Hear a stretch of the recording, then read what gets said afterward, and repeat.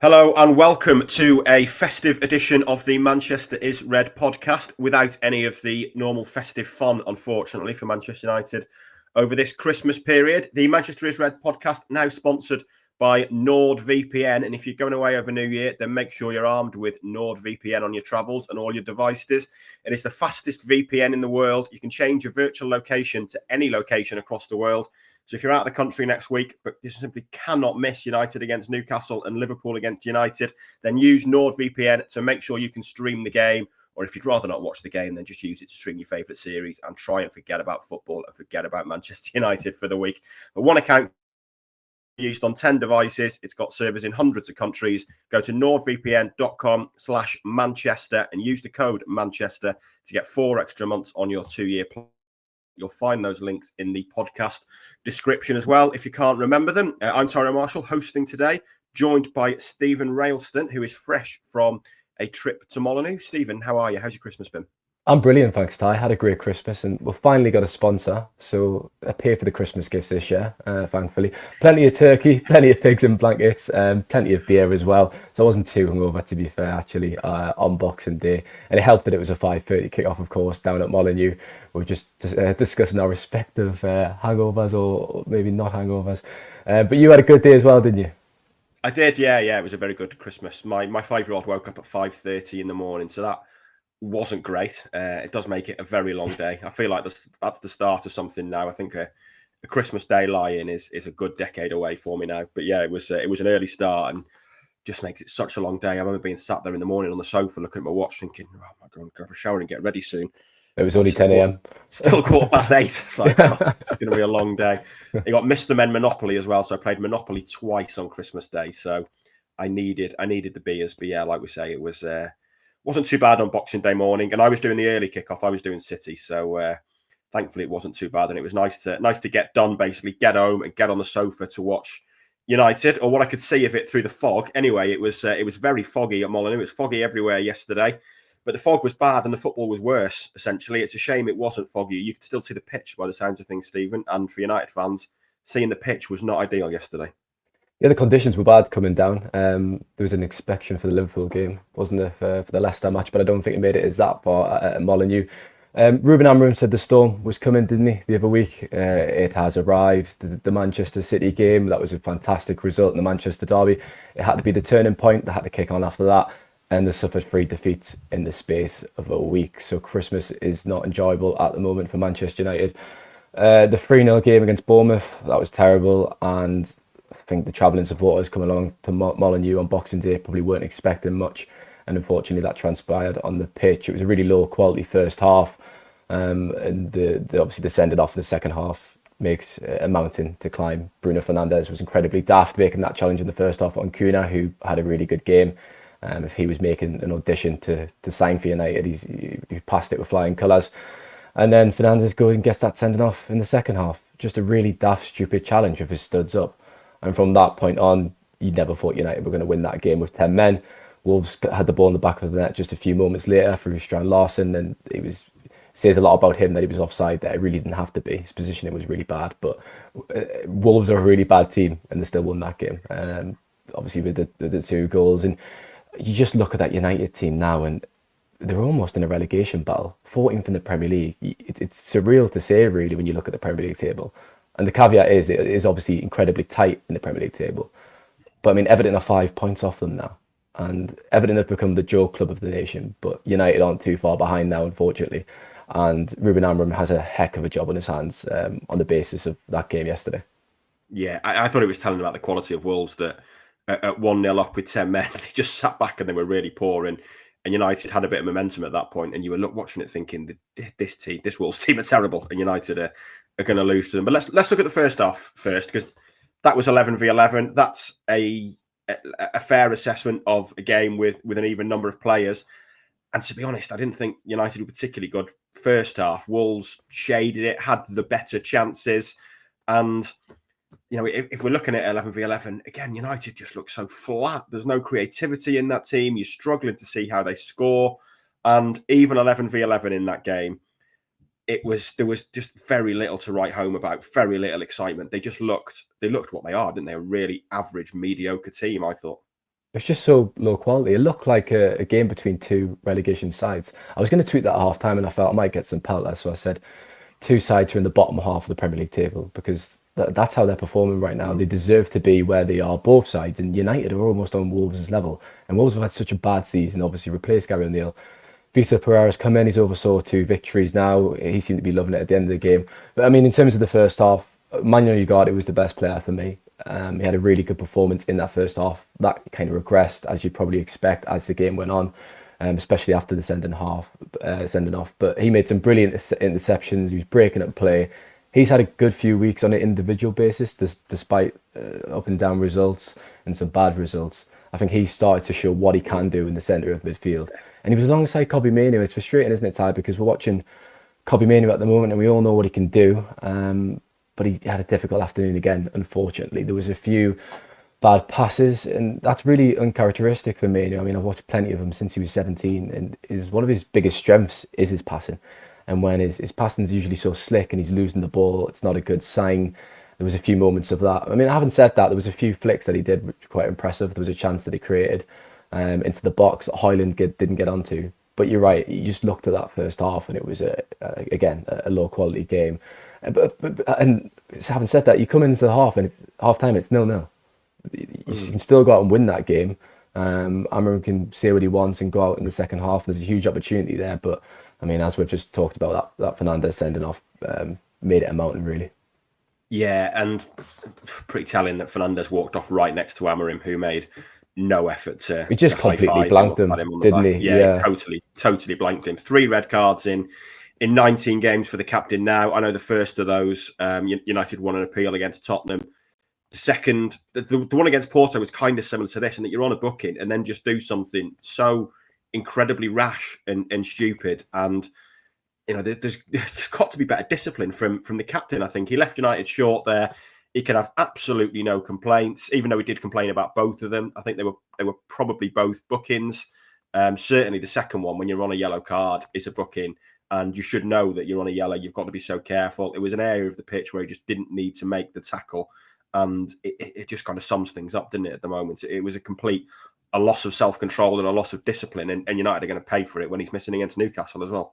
Completely. And when you're struggling, when you're underperforming and you can't get results and your captain does stupid things like that, there's a reason why Amorim just blanked them as he walked off the touchline. I mean, we looked down that straight away. And it made you think of Rashford, didn't it, against Victoria Pilsen in the Europa League? That was his last appearance for the club. Amorim blanked them as he walked off the pitch. I'm not saying Fernandes is going to be banished now and that's his last game, but you can tell Amorim was just so unhappy with Fernandes, and rightly so. It's bizarre, isn't it? Because Fernandes hadn't had a sending off until this season. And now he's had 3 red cards in what, 5 months? So that's a bit quirky. But he's always had that in his game, hasn't he, really, where he plays on the edge. He's got that aggressive nature and he can go into challenges sometimes. And that makes him the player who he is. But in times like these, when your team's in the doldrums, you have to have discipline, don't you, as you just said. And I mean, I kept looking across at the fans who travelled on Boxing Day, giving up their time, spending their hard-earned money to come across in foggy conditions, a cold day, and then for your captain to let the team down like that, it's just not good enough, really. And it's such a shame. And as you said, the Newcastle game on Monday, Fernandes will now be unavailable for that. Gives him time to think about it, I suppose. And I imagine he apologised to his teammates. Yeah, and this has been a very negative start to the podcast, but there is some good news, to be fair, for United, who are no longer conceding headers from corners. So that's something we have to look at as a positive. I mean, if you were to pick any club in world football that were going to concede direct from a corner twice in a week, it'd be Manchester United, wouldn't it? It's the sort of thing that happens to them. I saw someone tweet after it had happened saying, conceding twice direct from a corner in the space of a week, you'll never sing that. And it just kind of sums it up that it is typical of United. And the fact that Cunha said afterwards that he was practicing shooting from corners ahead of this game. I mean, they just look so vulnerable. Why is Onana getting no protection from any of his teammates? He's got Wolves player in front of him and behind him who just stand their ground. No United player are trying to move him, trying to move those players. It kind of sums up that total lack of competitiveness and physicality that we see in that team so often. Gallows humour at the moment, isn't it? Because if you don't laugh, you cry. Things have actually got that bad. And another set piece. There was a moment in the first half actually when Wolves tried it, and Onana kind of swatted it away at his front post. But if the delivery's right at the moment, you just know you're going to have a chance of scoring, don't you? Like the way they're defending at set pieces. Everyone spotted it. And it's unbelievable. It's actually ironic because since Amorim's come in, we'll watch the pre-match warm-ups, won't we, before the game. And they've started to practice defending set pieces now. They never used to do it with Ten Hag in charge. And yet all of a sudden, it's probably coincidental, but they've started to really, that's become a huge problem. I mean, 2 against Arsenal, directly from a corner against Spurs, against City as well as a corner, and obviously against Bournemouth as well, and against Wolves. So in the last 7 games, there's been 6 set pieces conceded from. I mean, it's terrible, and it's the most simple part of the game, surely. And when it keeps happening, you should be on the training ground and practicing and thinking, right, how can we figure this out? And I've got no doubt that they are doing that, but it's not happening on a match day. Carlos Fernandes is obviously looking after set pieces. Andres Georgian stepped back. He looks like the touchline henchman now. He's just kind of protesting with the 4th official. I'm not sure. I think Andrew Onana has to do better for me. There was obviously some suggestions that was a foul, but I think he's got to be stronger. He lacks that presence, doesn't he, Tyrone, on the 6-yard box, Onana? For all we talk about his improvement, he doesn't really have that commanding air about him to come out as a goalkeeper and have confidence to deal with it. No, he doesn't. And like I say, you need, I think in that instance as well, you need your defenders to clear a path for you, or to stop you being impeded. When you see 2 Wolves players on your goalkeeper, in a way, your mind should be thinking, right, what's going on here? This is Onana should be screaming at his players, but they should know. They should know before he's even. They should be looking around. And when you look at that corner, it's almost zonal marking at that point. I think for the corner they've actually scored from. Who's taking responsibility there? It's common sense, isn't it? It is, and I don't know whether it's a lack of adaptability or whether it's, I noticed in one of the interviews again, Amorim mentioned the physicality yesterday. I mean, they're getting bullied constantly in every game. They're getting bullied, and it wasn't long ago since Gary O'Neill said that this Wolves team haven't got the physicality to compete in the Premier League, yet they've just ridden roughshod all over Manchester United. And whether it's just a lack of initiative to look in that penalty area and think, hang on, my goalkeeper needs help, whether they're just they're basically drilled by Carlos Fernandes, and this is what they do. No one looks at it and goes, hang on, we've been drilled into this, but we should go and help our goalkeeper here. And I mean, the whole set piece thing is becoming it feels like a real test already for Amorim and his staff, in that it's becoming an issue. And, when it's an issue at Sporting, maybe you get a bit of a spotlight shined on it. Everyone forgets about it. Here, it's going to be mentioned every week. He's changed who takes over the set pieces, yet the set piece coach is still on the staff, which is kind of awkward, really. Carlos Fernandes is 29 years old and is kind of in the spotlight already now because of United's set piece record, and it kind of feels like a real test already for what is a very young coaching staff, doesn't it?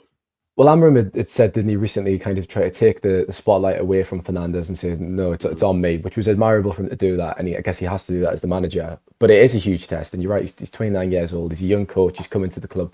The other assistant, I always butcher is the pronunciation of his name. Candido. Candido, yeah, that's the chap. 28. I mean, exactly. So he's younger.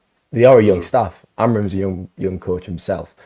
I think they've got the right man. I think they've got the right coaches. The problem is he doesn't have the right players to play in this system. The away section emptied very, very quickly. A few stayed behind to kind of accept the grovelling apologies from the players, but the fans are sick of that. They don't want to see these grovelling, hollow apologies. They want to see their actions on the pitch.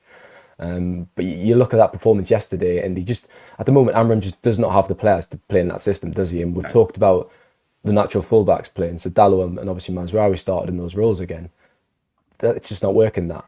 I think Ahmad's got to slot back into the right wing-back position for me, because Dalot and Mazraoui, they don't have enough attack and threat, do they? And you've got to have someone who can offer that if you play that system, because United are just looking so blunt at the moment in attack. Like yesterday, they just didn't create a big chance, did they? Which is just against Wolves, who started the day off. Are they still in the relegation zone? They were definitely in the relegation zone before the game. Yeah. I'm not sure if the wins lifted them above, but you've got to do better than that. It's just so poor. Yeah, it really is. And it's telling you mention the attack. At the moment, it feels like every time Rasmus Højlund starts, I think Xerxes should start the next game. Then every time Xerxes starts, I think actually Højlund should start the next game. And, Højlund has had his moments, but neither of them really convinced. And yesterday, I mean, the only United player that looked like scoring yesterday was Harry Maguire, which basically says it all, doesn't it? They just look so blunt and toothless in attack. It's always interesting when I've thought about Højlund this season, because you look at him, he just doesn't do enough off the ball, and his hold-up play isn't good enough, and that is completely true. But also, United just aren't creating either. They're not really getting him into a huge number of positions. There is times where he should do better. There's no doubt about that. And that ball that I mentioned from Manu in the first half, he actually played quite a good cross into the box, and Højlund should probably get on the end of that. And there was a moment as well from the kickoff when United overloaded the left with 5 players, passed it back to Onana, lumped it forward, and Højlund might have got something onto that as well. So he does get the occasional few chances, but there is an element of not creating enough for him. And when you watch him, he's always got his shirt muddied. Samuel said that. It's actually true in the press box yesterday. He's always got grass marks on his shirt, and you think, well, how? What does he do? He always seems to be tussling with the centre half, and it was a physical battle yesterday. He seemed to do a lot of complaining. He looked very unhappy. He walked through the mix zone first. Fernandes was already on the bus after having an early shower. I asked Højlund if he could have a word. He just looked as no, one word response, and he was not happy, which was understandable. But he has to do better. And you're right, it's like yin and yang. You're watching Xerxes and put Højlund back in. You're watching Højlund put Xerxes back in. United do not have a goal scorer. We said this last season. It's the same problem. They're saying Xerxes to solve that problem. That is just so daft. It was daft in the summer looking at it. He scored 12 goals, hadn't he, for Bologna. Thinking of Højlund there. But really they're the same strikers, and they had the same goal scoring records in Italy. That was the thing. I mean, I said it a couple of times in the summer, they had almost identical Serie A records, really. And I mean, you watch Xerxes now, I don't really see any hope or any future for him at United, to be honest. Højlund has got some potential.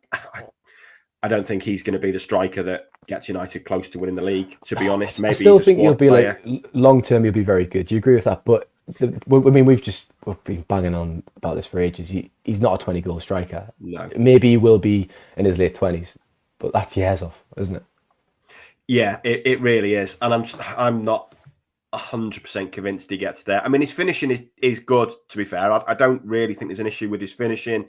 He does put himself around, but he's still very raw. And I still think if he was in maybe the Xerxes role as the number 2 striker to a Harry Kane or just someone better, you'd maybe think, yeah, okay, this is a good lineup. But Højlund should not be the main man at Manchester United at this age for me. But if you heard what we're saying, Ty, we were saying this in the summer, and this all goes back to the poor plan in the summer with Amorim inheriting the struggling team and the players that were signed that we questioned, and what we're saying about Xerxes and Højlund.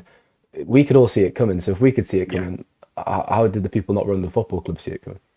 Well, exactly. And I mean, we'll come on to things the people running the football club didn't see coming in the second half of the show. But the signing Xerxes thing, I know it was a release clause and the paid was at 35 in the end or something like that. But Ivan Toney moved for about 50 million, and surely he's going to be on a whack in Saudi Arabia. I'm sure it'd taken less to play for Manchester United, and I would almost guarantee he'd have scored more goals than Højlund and Xerxes have this season, and that is just what you need. And the thing with Højlund is, I don't think he'll ever be worth £72 million again. To be honest, I don't think that's his level.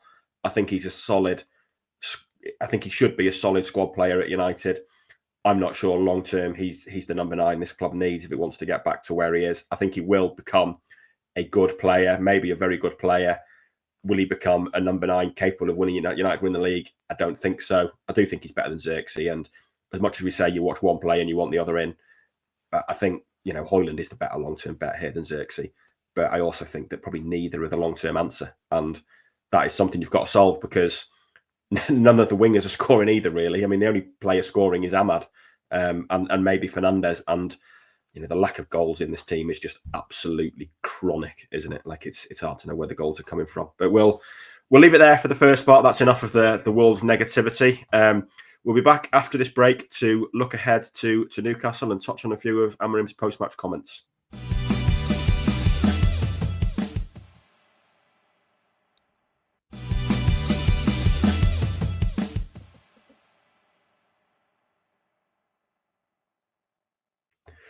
Welcome back to the Manchester is Red podcast. An interesting post-match press conference with Ruben Amorim yesterday. I know you were flogging a dead horse in the mix zone, Stephen. Been there, done that many a time this season with Manchester United. Amorim entertaining a question on relegation, but shooting down a question on European football felt damning, really, of where Manchester United are at the moment. I think he said in the press conference it's just about survival, and I'm not sure he meant it in the truest sense of it's about finishing 17th and staying up. I think it's more of a survival of the mind almost. And we're talking about United being in relegation zone. I mean, the 4 places above it, they have got an 8-point gap. I don't think the gap to Europe, to 7th, is probably much more than that. But at the moment, the way they're playing, they've got to have eyes behind them rather than in front of them in a way, haven't they? And the fact that the manager is being asked about Europe and is saying no, and has been asked about relegation and is answering the question, kind of tells you everything about where United are. I know things have got very bad in the last 10 years, but the fact that the manager or the head coach of Manchester United is being asked about relegation at a press conference says it all, doesn't it, unfortunately? 8 points above Leicester in the relegation zone, and as you said, it's not as much as a point gap to City, who are 7th with 28 points, so it's 6 points off City. But at the moment, European aspirations they're not on the agenda, rather. It's just simply moving into the top half and getting some results into the table. And you look at the bottom half of the table, and United are around those teams' level. And when they're coming up against these teams, you don't have any confidence really in them. No. I mean, as Ty, I like it better. And I said to you earlier today, I don't know why I've just not backed United against United in these games. I mean, that would be the financially good advice, wouldn't it? To back against United each week, really. They're struggling, and you're starting to think where they're going to get results from. Newcastle on Monday, Liverpool at Anfield after that, Arsenal in the FA Cup, so it doesn't get much easier, unfortunately. Amorim was asked about his preference of taking over United in the summer, which obviously Omar Barada discussed with him when he was appointed from Sporting, and he said, look, I can't focus on that, I've just got to get on with the job. But he must be thinking about that, and you can see why he wanted to take over in the summer. He has implemented his vision, he's obviously the new formation, but he's not had the bounce as expected, because at the end of the day, as I've just said in the first part, the players are crucial to that system, and he doesn't have the players for that system. He's inherited a struggling, low on confidence team that was assembled, a squad that was assembled by Erik ten Hag for over 400 million, and you look at that team and you think, where has that money gone? It's unbelievable. Yeah, we've been banging on about transfers, haven't we, for years and years, and it's happened again in the summer, really. Maybe 1 or 2 good signings. I think Ugarte will be a decent signing. But yeah, just really disappointing again, and they've got to get results now.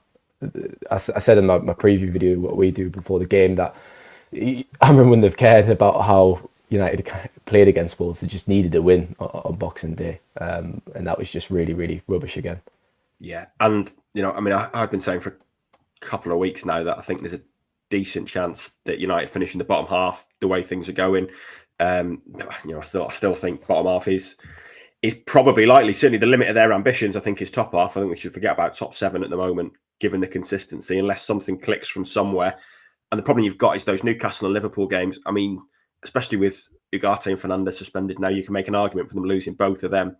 We could be looking at a 5-6 point gap to the bottom 3 by that stage of the season. And the problem is it's 4 defeats in 5 in the league now. And you watch them at the moment, and I'm going to say they look lost in this system, which I think they did against Bournemouth, and I think they did yesterday. Yet you watch them second half against City and first half against Tottenham, and a lot of the game against Tottenham in the League Cup, and you think, I said at half time to a couple of United staffers at Tottenham, it's the best I've seen him in that system in terms of ball retention and moving it around. But then you play a different team, and it's the worst you've seen them in that system. And it just kind of sums it up, doesn't it? That this system they are playing at the moment is just not working for them. And I'm not saying Amorim should change, because if this is what he's wedded to, he shouldn't. I know Robbie Savage is banging the drum every game that he should change, along with suggesting he's the best manager in England rather than someone else. But I don't think there's any chance of Amorim changing. But you watch them in a lot of games at the moment, and they do look lost, don't they? They look unsure of what they're trying to do. Completely. I mean, the system's bound to be questioned by pundits and by us, by journalists and in the media when they are losing games. There has been glimmers, as you say. The Tottenham game was probably the best example of that. And then to go to the Etihad I think they had 48% possession and City had 52, and the same number of shots on target. And Diego Dallo said to us in the mix zone, well, he doesn't want us to go overboard, but that does represent progress, and it does from what we've seen in the last few years. So he is getting his message across, but he needs results. So there is going to be a conversation about should he change the system to suit the players that he's got. But surely there's just such a recent case study 18 months ago, 2 years ago, when Ten Hag came in and had that awful start, and he compromised his values, he compromised what he believed in to get results, and he never really recovered from that. And that was ultimately why he had to leave, because even two and a half years later, during his tenure and those final months, he still hadn't really shifted to what we thought he was going to do with the kind of Ajax style of play, and some of the football was so across there in the Netherlands. So Amorim just has to stick by his guns. He has to persist. He said there was going to be a storm coming. It has. So I feel sorry for supporters, because they're probably starting to give up on the season already. And that's just so frustrating when it's not even 2025 yet, is it? We're in December, we're a couple of days away from the new year. And if you're United fan, if you're Manchester United, you shouldn't be writing off the season in December. But no. I think it's going to be a case of just some short-term pain for long-term gain, really. I think they're going to have to take some bad results this season and just accept where they are, and kind of regather in the summer. And that's not to say there's still nothing to play for. There's still plenty to play for, of course. And they could beat Arsenal in the FA Cup, and we could have another cup run, and that would be a highlight. But it's pretty grim at the moment, isn't it? We don't like being negative. We like to be a bit positive and have good things to talk about, but that's just the truth of it. Yeah, it is the truth of it. And you're right about the short-term pain. The question is, how short-term is it going to be? And I think there's an argument it's going to become medium-term pain if this season ends in a 10th, 11th place finish. And Amorim said a couple of times in his press comments yesterday about the lack of time on the training ground and how he can't change things without training ground time. All of this dates back to the summer, doesn't it? I think you'd struggle to find, and I know a lot of supporters wanted to keep Ten Hag, and I get that, given the cup final, given the bond they had with him. I don't think you'd have found a single. I'm not saying we know better, but we're maybe a bit more detached than fans who've been at Wembley, who had grown that emotional connection with Ten Hag. I don't think you'd have found a single pundit or journalist, or very few, who said United should have kept Ten Hag. They shouldn't have kept Ten Hag. It was an 8th place finish. The team was going nowhere. Not only did they keep him, they spent £200 million on signings and have now appointed a head coach who plays a totally different system. I mean, it's a wasted summer, but it's worse than that, because it's now led to a season where they might miss out on Europe altogether. This is a football club that have lost 350 million over the last 5 years, who have flirted incredibly closely with the Premier League PSR rules this summer. I know that should ease next year. Now the big losses off the books from 2021-22, but it's still not a great position to be in. They're in the Europa League this year. They might be in no European competition whatsoever next year. And, we're saying the solution to a lot of these problems is to basically sign players to fit Amorim's system. But unless a beanstalk grows at Old Trafford in the summer, how are they going to do it? Because if they finish mid-table and aren't in Europe, they're not going to have the money to do it. Certainly not to sign players to compete at the highest level. And the problem you're going to have is that this short-term pain becomes longer, because they finish 10th, say. They don't have the money to sign the players to get to top 4, so they finish 8th the next season. And each season, you're just getting further and further and further and further away. And I think Amorim is the right man. I like what he did with Sporting. I like the way his teams play. I like the way he talks. I like the way he's conducted himself so far. But, if this season ends without European football, I don't see how next season is going to improve massively beyond that, to be honest, because this just becomes a self-fulfilling issue, really, when you haven't got the money to change the team in the way you need to. And it all dates back to last summer and just an absolutely bizarre, fathomless decision to keep Erik Ten Hag. And we don't want to keep harping on back to it, but you can't analyse this season and what has gone wrong without looking back on the summer, can you? It's impossible. It's the elephant in the room. We stood in the Wembley press box after that game, after the FA Cup final, and we did an impromptu podcast together. And we praised him to the high heavens. It was such a wonderful day. It was a really special performance. Ten Hag got his tactics right. But we both said on that podcast, he still has to go. I understand fans wanted to give him a chance, and some have suggested that they would have had regrets on the back of that FA Cup win not to have given them that chance.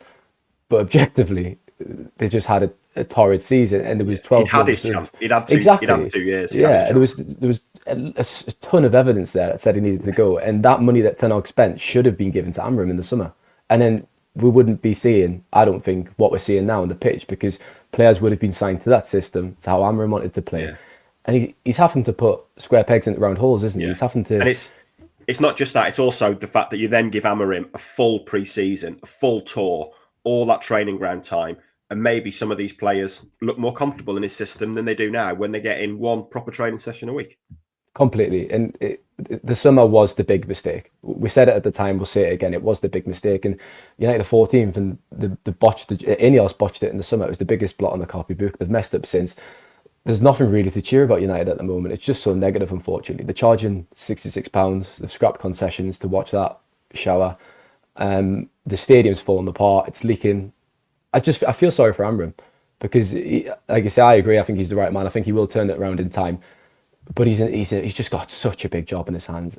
It is so difficult. It's going to be so difficult because, as you've just said, there's not a war chest. Marcus Rashford might help that. And we'll come on to that just in a second, I imagine. But that's probably why they need to push that through as a matter of urgency now, apart from the fact that you've got a really senior, high-ranked player rotting away and not playing and featuring in the squads. But they need to sell players to sign players. And you look at that squad, who can they sell for any value? Who retains value in that squad? It's unbelievable. Yeah, I mean, the only players of any value are the ones that don't want to sell, essentially, which is part of the problem. They've lost 22 of 56 Premier League games since the start of last season, which is just absolutely astonishing for Manchester United. And, that's not a blip. That's a suggestion that this is a mediocre squad who are in their rightful position. And, I don't think there's any chance they go down. I do think they'll finish higher than 14th. I think these ideas will slowly seep into this squad by the end of the season. I think they'll be looking better and playing better. But I'm not sure they'll get European football, which they so badly need, and certainly Champions League football, really. I think the Ineos business model is built around Champions League football. And I was just about to say, let's look at the fixtures after that run of games. Obviously, Newcastle, Liverpool and Arsenal. But you talk about, like, you've got Southampton at home next, obviously Brighton at home, a few easier games coming up. But they've just been beating off Wolves, who are in the relegation zone. Yeah. So I was speaking to someone on the United staff at half-time against Bournemouth, and both kind of said the issue with United at the moment, since last season really, is that you look at every game and there's not a single game you look at and think, that's a banker, that's an easy game, that's an easy win. And you turn up to every United game at the moment and you're not even having to work hard to make an argument for why they might lose. And, against Bournemouth, you turn up and you think, Bournemouth are a really good side, I think we might get something here. You turn up against Wolves and you think, I mean, Wolves had a bad time under O'Neill, but they were still scoring a lot of goals. They've just got a new manager in, and they're playing the same system, essentially, they were playing under O'Neill. So it's not like the Amorim situation where he's ripping it all up. And every game, you mentioned then Southampton at home. I mean, that's certainly one you'd look at and think they've got to win that. But, Southampton have got a new manager. But it won't be a walkover, will it? Yeah. No. Without being disrespectful, those games should be pretty straightforward. Exactly. And, you need to get in a position where, and this is where City were, but aren't anymore. I turned up to the Etihad yesterday thinking this ain't going to be easy. As journalists, we want teams to be 3-0 up at half-time and the game done and dusted. And City used to be like that 10, 12 times a season, but aren't anymore. But you look at last night's game, Liverpool-Leicester, even at 1-0, no one was making an argument that Leicester were going to win that game. When United play, and I know United beat Leicester twice under Van Nistelrooy, but you're turning up for United pretty much every United game and you're fearing the worst, or you're finding a reason without having to look too hard for it for why they might lose. And that's the problem, that there's none of these games that you look at for United and think they'll win that easily at the moment, just because they so rarely win games. They've won 6 of 18 in the league this season, and they so rarely win games easily. So, none of... It was interesting there, Ty, you said about obviously Wolves kind of playing a similar system, because Amorim obviously mentioned that in his press conference when he says, look, Vitor Pereira's coming. It's been a bit easier for him. I think that was kind of a message, really. He said, look, I've come in here, I've had to change things. I'm trying to change the way they play, and they're not used to it. I think that was him trying to kind of say that in a subliminal message, really. Yeah, totally. And there's been one triumph on this podcast. We got 30 minutes in before mentioning Marcus Rashford, which is a bonus. But he's no longer the elephant in the room, is he, Rashford? That's it doesn't feel like a huge story anymore. It was a week and a half ago. No, I mean, I guess not the huge story, but I mean, the question here now is, has he played his final game for United? Is he done, do you think? Has he pulled on that shirt for the last time? I think he has. I mean, Amorim keeps saying the door's open. To be fair to Amorim, I think he handles these questions very well. We've praised him for how he speaks and how he handles the media. It comes across brilliantly. He must just want to kind of tell us and tell the interviewers to piss off, really, I think, when he keeps getting asked about Rashford, because he keeps repeating himself. But yeah, in terms of has he played his last game for the club, I think so. I said on the podcast with Samuel last week, early in the week, sorry. Look, you lose track of your days at Christmas, don't you? It all blends into Yeah, one. you do, yeah. I said I think there's an element of sadness about the way it's ending. Over 400 games for the club, academy graduate, poster boy for a long time. He's provided countless special memories, goals, big performances. And don't get us wrong, it's not always been easy, and it's been some really low points and disappointing moments along the way too. But to end in this fashion, if he has played his last game for the club and he hasn't had a farewell, and his last appearance is coming off the bench against Victoria Pilsen, away against some European minnows in the Europa League, getting hauled off early and getting blanked by the manager, that is a bit sad. But on the other side, he's kind of brought it on himself, hasn't he? I believe. And Amorim is handling the situation well. He's stamped his authority on the squad. You and Samuel always mentioned the bloke on the door at Wolves, and I had a chat with him on the way out. Yeah. And he mentioned Rashford, yeah, and he mentioned Fergie, and he went, look, that's what he used to do. He used to stamp his authority on the squad and let players know who boss, and that's such a cliche, but Amorim has done that. And Rashford's been told, and look, Garnacho's been welcomed back into the fold. He's been named on the bench since he's come back into the squad, but he has done the right things, and there is clearly a way back into the squad because Garnacho's been given it, but Rashford hasn't. And there's obviously a reason for that. Do you think he's played his last game as well, Ty? Would you agree? I think it's got to be looking that way now, hasn't it? I mean, it'd be a major surprise if he was in the squad against Newcastle, and then the transfer window opens 2 days later. I mean, it's hard to envisage a scenario where he leaves before the Liverpool game or early in the transfer window. But I mean, that's got to be the target now to ship him out. Could he go out on loan? Could he go out on loan with an option to buy? I was thinking about that the other day. You see that a lot, don't you? Yeah. Yeah. I think that's probably more likely. Where he goes is the question, but I think if he wants to go abroad, I think there's going to be options there. Certainly on loan. I think there's going to be options there. He's probably got more of a reputation abroad than he has in England at the moment, and he's still, English footballers are still a big name abroad. There's something inside us that tells us Arsenal might have a sneaky little interest. Someone mentioned Arsenal to me, the other week when I can't remember when it was. I'm sure it was when I was at City. Maybe it was yesterday. Like I say, all these days merge into one. But I don't know. I just don't see Arteta going for Rashford and Sterling in the same season. I mean, it'd be a remarkable turn of events. But I mean, maybe. I don't think Rashford. I mean, he's been poor. I don't think he's as over the hill as Sterling was or as Sterling is. No, I think he's still got more to give, whereas Sterling seems to have really regressed to a really low point.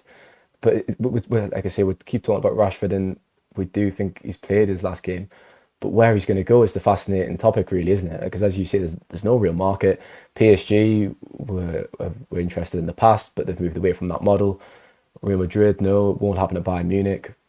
Barcelona are skint. They've got no money. They can't register Dani Olmo. It's going to be difficult for United to offload him. Yeah, it really is. And he needs to go somewhere where he looks like he's enjoying it, because he's not looked like he's enjoying his football for a while now. And I've made the point countless times on numerous podcasts that this is sometimes how people are, and this is how Rashford is, that when things are going difficult for him, his body language kind of betrays his emotions. And I think that's annoyed the fans an awful lot over the years, especially when things have been difficult and something goes against him. And he kind of shows, his body language shows it. And I made the comparison the other day, which he's almost like the Raymond van Barneveld of football, or the other way around, in that you watch Van Barneveld play darts, and as soon as something goes wrong for him, his body language is atrocious, isn't it? And he must be aware that this is doing him no good, that he's just walking to the board, pulling the darts out, why am I so Does Rashford get ready to eye the tiger in the morning as well as he puts his clothes on? Maybe. But that's, it's a bit of an odd comparison, but that is the comparison I get sometimes. That Rashford, when things go wrong for Rashford, he just looks like he's having no fun there whatsoever. And it does, his shoulders slump and things look hard for him. And I think he's probably a bit of an introverted character. And, I've got sympathy for him in that sense, because it's very hard. If that's just his character on the pitch, it's very hard to change that. And it doesn't mean that he doesn't care. It doesn't mean that he's not trying. That's just who he is. So, I've got some sympathy with him there, but it does look like he's not been enjoying it for a long time. And sticking with the darts tie, I mean, it's a weird analogy. Hopefully, if you listeners do watch the darts, it is Christmas time, the worlds are on. I mean, that's what separates the best players in darts from the players who are a bit mediocre. Look at Luke Humphries last year at the Worlds. It took him a long time to build mental strength. And when you watch him in a game now, he comes over adversity and he's able to do that. No matter what, if the chips are down, he's got that kind of mental resilience and he comes back and he doesn't sulk. He doesn't show it in his body language, does he? He just keeps on going. And it's the same in any top sport, really, isn't it? It's the same as football. But you're right, when the chips are down for Rashford, his shoulders drop. He doesn't look right. Yeah, and I think, look, we all know it. It's best for both parties now for a separate go the separate ways and heading into divorce, really. Totally. And that, mentality is such a big part of every elite sport. Like I said, I was at City yesterday. City played pretty well in that game, I thought, for 50, 55 minutes. As soon as Harling missed that penalty, you looked at those players and you thought, they don't think they're going to win anymore. And the atmosphere. Guardiola said that, didn't he? I think as well recently in an interview. He said, I asked Guardiola that question yesterday, and he kind of said it's about the mentality, but then said, "Oh, we did create chances, but I didn't think they did." And it's kind of the position you get in, which Rashford has been in, and a lot of the United players have been in, when things start going wrong, when something else goes wrong in a game, like your best player missing a penalty, you kind of think, "Here we go again." And it's very hard. It's human nature to think that. I mean, all the supporters at the Etihad were thinking that yesterday. You could tell from the stands. So it's hard for the players not to think that. And it's just because they're elite level sportsmen, they've still got to train their brain to think that. And you always get that impression with Rashford that maybe he finds that a little bit tougher. And, that's not a criticism. I think that's just his character. But I think he clearly needs a fresh start. He needs to go somewhere where he's going to enjoy playing football and play with a smile on his face, because you don't see that often enough. But I think the chances are he's probably going to go somewhere else and he's going to look excellent and he'll probably find his best form again. But that won't mean it wasn't right for United to sell him, because no matter if he does go on and do that, which I probably expect him to do, to be honest, depending where he goes. But yeah, that United are right to get rid of him. Well, when they do, I'm saying not if they do now. Yeah, I totally agree. And just looking ahead to Newcastle very quickly then, I think it's fair to say there'll be no Rashford. There's going to be no Ugarte and Fernandes either. I think regular listeners of the podcast will know where your allegiances lie, Stephen. But what do you make of this game? You were winding me up before. I've been saying for a while Eddie Howe's on borrowed time there, but suddenly Newcastle are winning some games and looking good again at the worst possible time for United. I mean, I'm looking at that game and I'm finding it very hard to make a case for Manchester United winning that match, especially the form Isak is in. It's at Old Trafford. So, they've got the home advantage, but it almost feels like the surprise result here is going to be a United win at the moment, the way things are going. Well, it just shows you how bad things are, that United fans are looking at that game and fearing the worst. Newcastle have not had a very good record at Old Trafford ever, really. And there's been obviously one or two results more in recent times. But the fact that they're looking into that game or looking ahead to that game and fearing the worst says it all. There was obviously the 3-0 in the League Cup last season when Newcastle had the third string out. It wasn't even the second string, and they won quite comfortably. But the majority of the games at St James's Park are where Newcastle have had the edge, because I seem to think when United visit St James's Park, there is kind of the crowd get up for it. The players don't have the mentality to deal with a raucous atmosphere, and we've seen that over the last couple of years. They've struggled there. It should be a little bit different at Old Trafford. They'll have obviously that advantage, and they won 3-2 at Old Trafford last season. It was a weird game, that wasn't it? Because Newcastle could have won that. There was chances for both sides, and it was a really pivotal moment for both clubs as well. In the league table, you fear the worst for United. I think just looking at their last three results, looking at how the way they performed, Newcastle will fancy this. They'll be bang up for this, and without Ugarte, without Fernandes, you imagine it's probably going to be Casemiro and Mainu in midfield. You'd think. Amorim has to make changes. I think he has to stop with Dalot and Mazraoui in the wing-back roles. As I said earlier, I think you've got to put Ahmad there. Or maybe try Anthony. We discussed him briefly, didn't we, when we were chatting before the podcast, Yeah. And we said Anthony actually did quite well coming on against Wolves. And he's looked all right coming off the bench, credit to him, in the last few weeks. He's had a little bit about him. So there could be a case to start Anthony. And yeah, it's just another game where you think, oh, United going to get a result. They're going to struggle. It's going to be tough. And then obviously it's Liverpool and Arsenal, as we've said after that. It doesn't get much easier. No, it really doesn't. It's a tough run of fixtures for a team that looks to be in a bad place at the moment. That's all for today. Game on Monday, so we'll be back on Tuesday on New Year's Eve, I think. Hopefully we can bring you some positivity on New Year's Eve. We do not want to be sat here on New Year's Eve dissecting another United Premier League defeat. But thanks for listening today. Please leave us a like, leave us a review if you've enjoyed it. Remember to subscribe to get the latest episodes in your feed, and we'll be back to speak to you on Tuesday. Bye for now.